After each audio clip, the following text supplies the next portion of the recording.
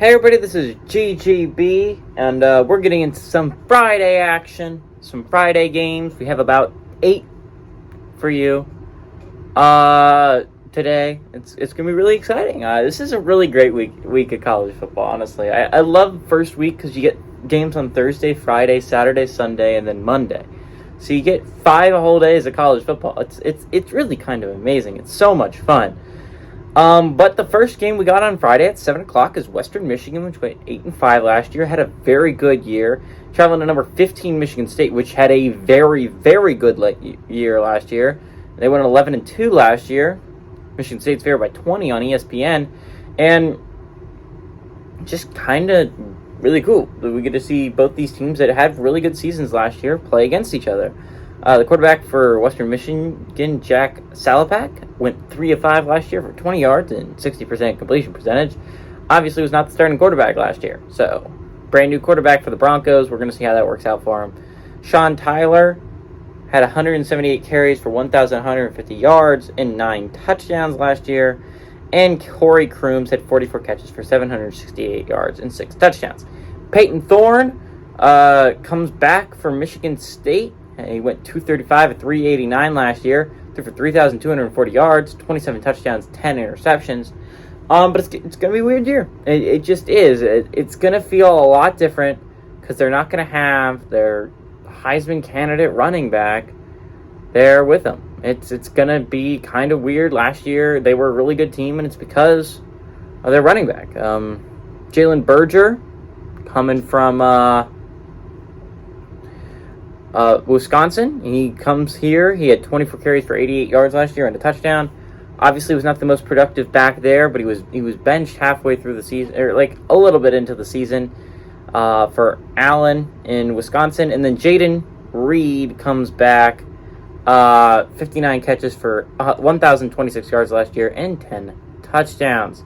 Western Michigan has gone 2-14 against Michigan State all time. Actually surprised they won 2 of these games. Last 12 games have gone to Michigan State. The last time Western Michigan won this matchup was in 1919. Now I understand they don't play every year, but it's been a hot second since Western Michigan has beaten Michigan State.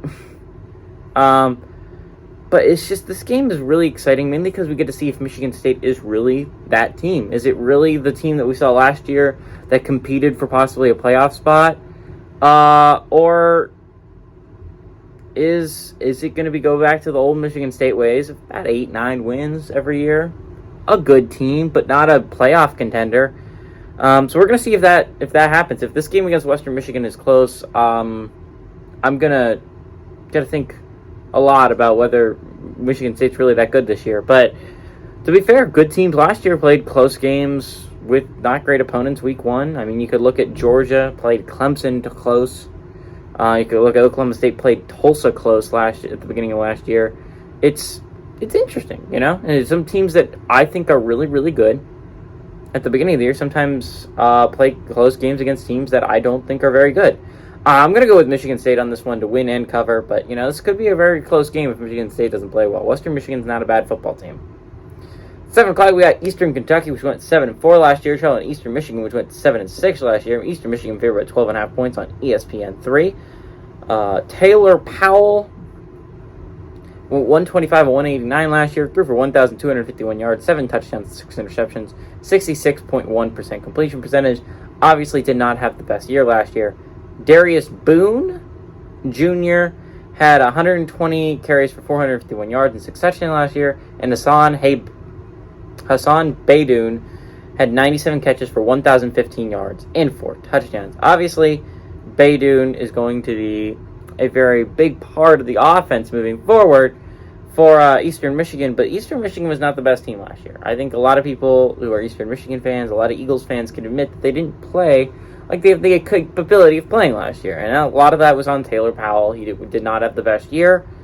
But this is a chance to rewrite those wrongs. Eastern Kentucky's not the best football team out there. 7-4 is not bad for an FCS team. And to be fair, I'd be a little bit worried if I was Eastern Michigan if I watched any of the games last night between FCS, FBS opponents. Sacred Heart almost beat Akron last night.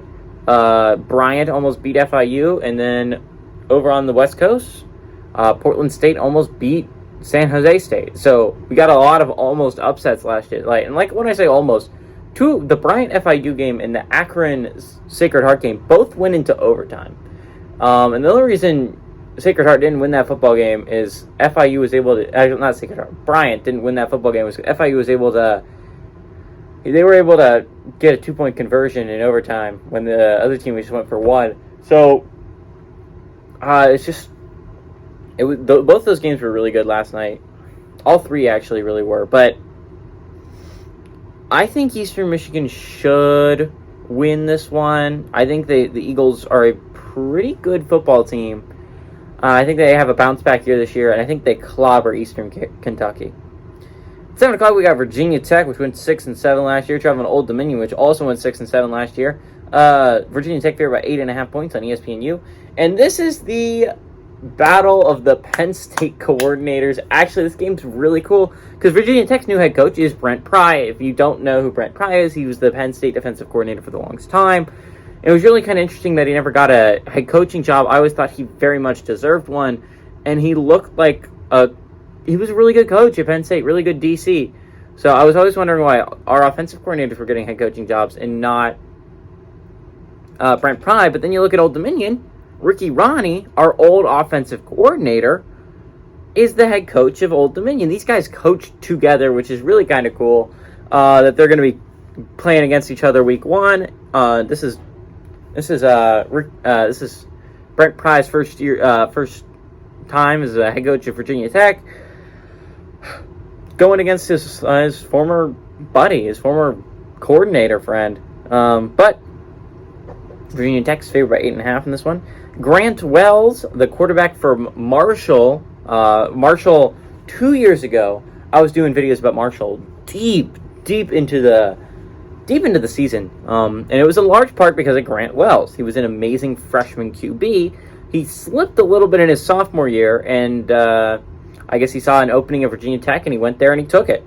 He went 295 and 445 last year, threw for 3,532 yards. The yards were not the problem. It was the touchdown-interception ratio, 16 touchdowns to 13 interceptions. You really want to cut back on that if you're Grant Wells and you're playing Virginia, and you're at a Virginia Tech Hokie. Malachi Thomas is their new running back. He had 93 carries last year for 440 yards and 3 touchdowns. And Caleb Smith had 20 catches for 260 yards and 2 touchdowns. Obviously, not the biggest receiving threat coming back, but, maybe more playing time will do good for him. Hayden Wolf last year went 159 to 253, threw for 1,933 yards, 10 touchdowns to 7 interceptions, and had a 62.8% completion percentage. Blake Watson had 215 carries for 1,112 yards and 8 touchdowns, and really kind of carried the offense last year. And Allie Jennings, the third, had 62 catches for 1,066 yards and 5 touchdowns. Now, so you're wondering, these teams have played before. Virginia Tech's 2-1 against Old Dominion all time. Old Dominion has a chance to tie this thing up here. Last game went to Virginia Tech in 2019. But these are completely two different teams. Ricky Ronnie wasn't even the head coach of Old Dominion yet, and neither was Brent Pry, the head coach of Virginia Tech. And who do I think is going to win this one? I think it could be a quite close matchup, honestly. I think Brent Pry is a phenomenal defensive mastermind, and I think Virginia Tech has a lot of defensive talent. But I don't think the Hokies are quite there on offense yet. Grant Wells, he's really good, but I don't know if he's going to be that quarterback as soon as he gets to Virginia Tech. I don't think this is going to be a blowout. I think Old Dominion keeps it close, and I'm going to take the risk. I think Virginia Tech wins this one, but Old Dominion covers the 8.5 point spread. At 7 o'clock, we got William and Mary, which went 6-5 last year, traveling to Charlotte, which went 5-7 last year. Charlotte only favored by 4 points on ESPN3. Chris Reynolds, last year, the quarterback for Charlotte, went 216 to 338, threw for 2,680 yards, 26 touchdowns and 9 interceptions, and a 63.9% completion percentage. Cedric Bird had 132 carries for 583 yards and 3 touchdowns. And Grant DeBose had 62 catches for 892 yards and 6 touchdowns. Now, I know what you're thinking. How is Charlotte only favored by 4 points here when they're going against a team like William & Mary that's an FCS school and not even that great of an FCS school? 6-5 is not a great FCS record, but Charlotte's bad. And honestly, the FCS teams have been pretty close to pulling off the upsets on Thursday. Yesterday, they were so close. 3 of them almost did it. Do we get the rare FCS over FBS upset here? William and Mary over Charlotte? It's possible here. It's definitely a possibility. Charlotte's not that great of a program. And the fact is, as bad as Akron is, they were still favored by 11 points last night. Obviously did not cover that spread. They won by 7. But as bad as Akron is, they were close. They were very close yesterday to losing. They were favored by 7 points, which is way more than Charlotte. They were favored by 11 points. I'm sorry. They won by 7, and Charlotte's only favored by 4. I gotta think Charlotte's gonna win this one, and even as bad as I think Charlotte really kind of is, they beat Duke last year. I mean, they're not horrible, and what William and Mary is not stunning me with their record. I don't think William and Mary wins this one. I think Charlotte wins, and I think they cover that 4-point spread. We're going to be getting into our 7:30 matchup, guys. We got Temple, which went 3-9 last year, traveling to Duke, which also went 3-9 last year. Duke favored by 7 points on the ACC network. And I think what's really interesting about this game is both these teams are they're not very good. I'll say that much. They're not the best, that's for sure. Temple Owls are definitely not as good. There's a lot of other teams in the AAC, and I feel like it's gonna be a rough ride trying to get to bowl game eligibility for Temple. Duke has a little bit better of a path because it's conceivable that they beat some teams in the ACC, considering that Virginia and Virginia Tech and other teams like that are definitely not like doing great right now. But it's just like, this is going to be a rough one to like really think that these teams are going to make it. I don't know. Dwayne Mathis is the quarterback for Temple. He went 116-195 last year, threw for 1,223 yards, 6 touchdowns, 4 interceptions. Edward Sadie had 87 catches for 321 yards and 3 touchdowns, and Jose Barbin had 40 catches for 440 yards and 2 touchdowns. Riley Leonard, the new quarterback for Duke, went 37-62 last year, threw for 381 yards, 1 touchdown, 1 interception for 59.7% completion percentage. Jordan Waters, their new running back, had 39 carries for 197 yards last year and a touchdown. And Jalen Calhoun had 57 catches for 718 yards and 3 touchdowns. These two teams have played once before, and Duke leads that series 1-0. The final score was 56-27 in 2018. But these are two very different teams in 2018. 2018, I believe, Daniel Jones was still the QB of Duke. I might not be 100% right about that, but I believe that's correct. I believe that the math works out there. And I also believe it could have been Matt Rule's last year in Temple. I think he took over Baylor around 2019. It could have been a little bit earlier. It might have been no Matt Rule, but actually probably is no Matt Rule. I just realized that. I think he took over Baylor in 2017 or 2016. But who do I think is going to win this matchup? I think it could actually be really close. I think Temple covers, but I think Duke wins this one outright. At 8 o'clock, we got Tennessee Tech, which went 3-8 last year, traveling to Kansas, which went 2-10. Kansas favored by 32.5 points on ESPN+. And I just like to point out how big that is for Kansas. Normally, when we're talking about Kansas, we're not talking about them being pretty close. Like, they're on the up and up, and it's really kind of cool as just an outsider to be looking at for Kansas. I mean, Kansas fans have gone through so much football-wise. Through basketball, I don't feel bad for them at all. Obviously, you've had a lot of success there, but I feel really bad. I do feel bad for them in football. And the fact is, normally if they're playing an FCS team, it's pretty close. They're normally favored, but not by a lot. And I think them being favored by 32.5 points this year, I think it really shows the growth that this program has had under Lance Leipold. Lance Leipold is a phenomenal coach. I really do believe that. I think he's a great coach, and I really think he's going to be able to turn this Kansas program around. Obviously not into like a championship contender, even challenging for the Big 12 every year. But I don't think it's unreasonable to think they could get to a bowl game in a couple seasons. It's just Lance Leipold, this is a long-term thing. Just like how you have to be patient at Vanderbilt and Oregon State, Kansas is that. You have to be patient. You can't expect great things right away. And Lance Leipold in his first season showed some serious growth.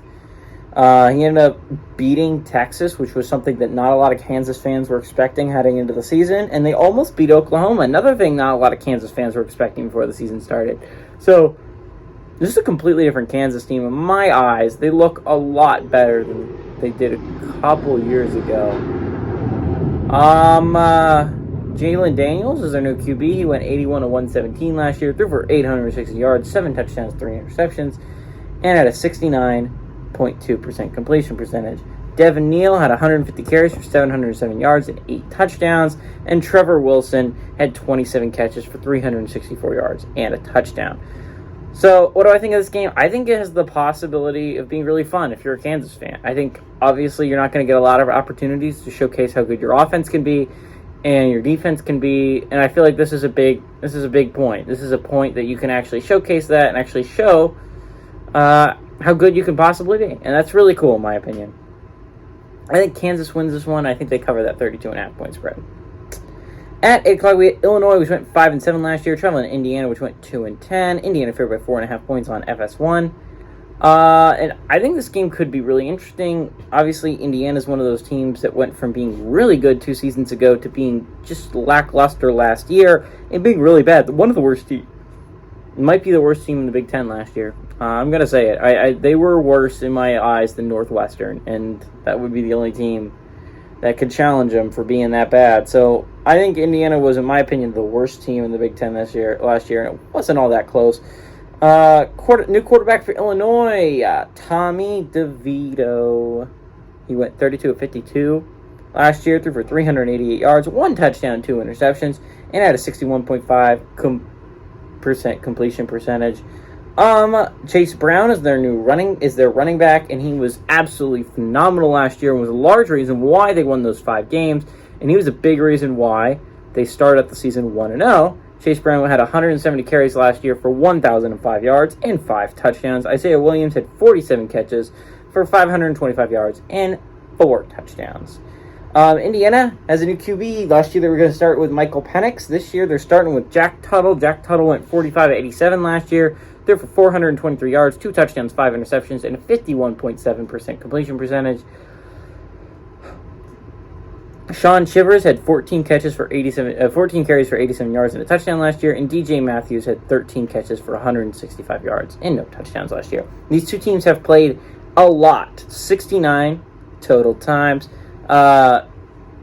Illinois is 45-24 against Indiana all time. The last 3 have gone to Indiana. That's because Indiana has been the much better football team for the past 3 seasons that they've played. But this is a different game. This is an entirely different ball game simply because of the fact that Illinois, heading into this matchup, looks like the better football team, which we haven't been able to say for a while. Brett Bielema actually has those guys playing. They're playing hard right now. They're playing tough for their head coach. I think Indiana's favoring this game, and I honestly don't think they should be. I think Illinois looks like the better football team. Now, Indiana has kind of dominated them recently, so that'll be kind of interesting to see if that trend continues here. But Illinois looks like the better football team, and I'm going to go with Illinois and pull off the upset. At 10 o'clock, we got TCU, which went 5-7 last year, traveling to Colorado, which went 4-8. TCU favored 14 points on ESPN. Max Duggan, their quarterback for TCU, went 145 of 227 last year, threw for 2,048 yards, 16 touchdowns to 6 interceptions. Had a 63.9% completion percentage. Kendry Miller, their running back, had 83 carries for 623 yards and 7 touchdowns. And Quentin Johnston had 33 catches for 612 yards and 6 touchdowns. Now, JT Shrout, the quarterback for Colorado, went 24 of 42 last year, threw for 315 yards, 4 touchdowns, 3 interceptions, and had 57.1% completion percentage. Alex Fontenot had 96 carries for 326 yards and 5 touchdowns. And Brady Russell had 25 catches for 307 yards and 0 touchdowns. TCU and Colorado have never played before, which is actually really cool that we're going to get to see a first-time matchup between 2 Power 5 schools. you got to lean toward TCU in this one. Obviously, they're favored by 14 points for a reason, but just you look at the squad that they have, and it just looks so much better. There's continuity in offense, and while TCU is not going to be challenged for a Big 12 championship anytime soon,